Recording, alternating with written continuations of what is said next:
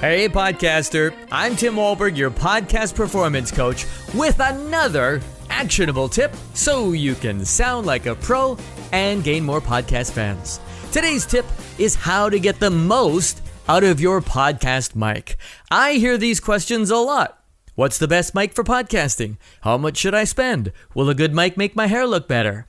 No matter the mic you choose to podcast with, there's still a chance you can have crappy audio. Today I'm going to tell you how to get the most from the mic you already have. The good news is you don't need to spend a lot to get great sound. You can get a decent podcast microphone for around $200. But wait, there's more. You can get a decent podcast microphone for around $100. Can you get a decent mic for $50? No, you can't. Not really. Spend about $100. It's worth it. My point is, it's not all about the mic. Now hear this. Your audio quality is important when it comes to your podcast. I'm tired of people saying it really doesn't matter what you sound like as long as your content is good. Bullshit! I can't believe some of the audio quality that I hear on some podcasts. It's awful, completely unlistenable. And you wonder why you're not getting any listeners. Your quality sucks. Fix it. It's really important. But at the same time, I do believe that content is king. But I'm not going to listen to the king or queen of content if I can't easily hear them. Here are a few ways to get the most from the microphone you already have.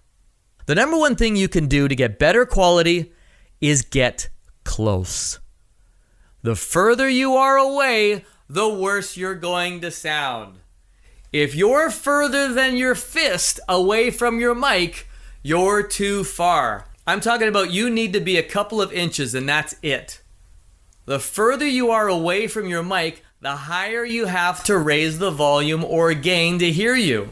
That means your mic is working harder to collect sound, meaning it's going to collect all the other sounds it can find, like the hum of your room, the hum of your computer, the furnace, the fridge, the neighbors, and your farts. So stay close. Number 2, now that you're so close to your mic, you probably have a lot of mouth noise, like popping or sibilance. So you bring Tom Hanks in to do a mic check. Check 1, sibilance. Check 2, sibilance. Courtesy of Saturday Night Live and NBC. So what do you do, to stop your popping, right? Well, what are you going to do if you're popping all night long, popping and making silly sounds with your mouth? Well, you put a mic sock or a pop screen on. Hell, use both if you want. This will stop the wind and all the noise from your flip-flopping lips. Okay, so you're nice and tight. You have some protection. Sounds like things are getting hot here. So what do you do next? You set the mood. So you bring in some pillows and some blankets. Then you lay the microphone down. And okay, hold on a second. The reason for the soft and squishy stuff is to stop the hollow sound, stop the echo, stop the sound from your voice bouncing off of your screens and the windows and the walls and the tile floors. If you're in a very sterile environment, no mic will work great because your sound keeps moving. Remember, there are 2 things you can't fix, no matter how many filters, compressors, or plugins you have. Nothing is going to get rid of overmodulation or echo. So do everything you can to treat it before it happens. Listen to my shit in is shit out episode. That's episode number 20 for more on this. Your surroundings are crucial. For example, here we go. I'm not even super close to the mic here, but listen to this. This is me now with a pillow near my head. And here's me without a pillow. Here's me with a pillow. Here's me without a pillow. Here's me with a pillow. Here's me without a pillow. Here's me with a pillow. Here's me without a pillow. Here's me with it. So there's even a difference right now because as I bring it close, this is something that can absorb the sound. The pillow, those soft, cushy things. Surround yourself with this stuff. This is what I'm talking about. I don't have a super squishy room, but I don't necessarily need it because I'm nice and tight. I've got pretty decent settings. I have a half decent microphone, so I can get by without it. But if you're working with maybe a cheaper mic, these are the things that you can do to improve the mic that you've got. So with the money you've saved from not buying a super expensive mic, buy stuff to improve your environment, like rugs, wall hangings, drapes, pillows, soundproofing foam, anything to absorb that bouncing sound. Spend the extra money on a longer mic cable so you can do your podcast from your closet if you have to. Bring in a stool, throw your laptop on it if you have to. There are a lot of clothes in your closet that will absorb the sound. These are also great ideas for when you have to record on the road. Find that quiet corner. I've built many forts with couch cushions and quilts to record podcasts. Your listener will never know the difference. The other thing you want to do is test. Don't be lazy. Once you have all these things in place, you'll never have to do it again. This includes the EQ and compression settings that you should be using. Listen to episode 33, Stop Podcasting Naked, for more help with this. And without headphones, you won't be able to hear any of this.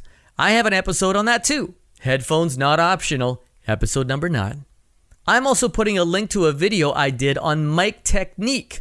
It's at the bottom of my show notes of this episode, number 42. Remember, your listener is outside. They're in the car. They're cooking. They're at the gym. They might be listening through earbuds, big fat sexy headphones, their car or home stereo, or a Bluetooth speaker in their shower. You've got so much to say. Don't make your listener work any harder than they have to hear you. And look, not every podcast is going to be absolutely perfect. You might get the odd pop, whether it's you or your guest, a little bit of wind noise, maybe some background noise here and there. It's okay. If it continues and it's ongoing throughout, it makes it very difficult for your listener to concentrate on your message because they're distracted by all the other sounds. So do the best you can with the gear that you've got. Use these tips to get the most from your microphone and start sounding like a pro without spending a lot of dough. And I hope that's just the tip you need. Now, if you really want to start sounding like a pro, maybe you need some coaching. It could be the quality that's holding you back. Your studio just isn't working for you. I've worked with a number of podcasters who want better quality but don't want to spend a lot of dough. We'll take a look at your equipment, take a look at your settings, because that's really important. And if you really don't know what you're doing with your settings, and maybe you're outputting it at a rate that will never give you great quality, you're never going to know. For more on my coaching package, including 30 days to a better podcast, which is one-on-one coaching, visit podcastperformancecoach.com. I'm Tim Wolberg. See ya!